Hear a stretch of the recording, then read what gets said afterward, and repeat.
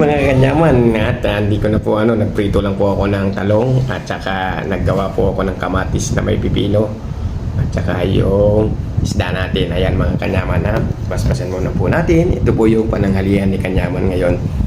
Panginoon, maraming salamat po sa biyayang pinagkaloob mo ngayon. Kayo na po sana ang bahala sa amin lagi. At ito po inaalay po namin sa pangalan po ninyo. In Jesus' name, Amen.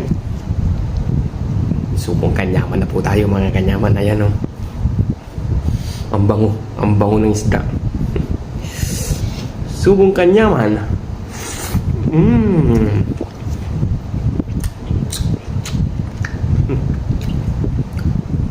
Yung talong, the best.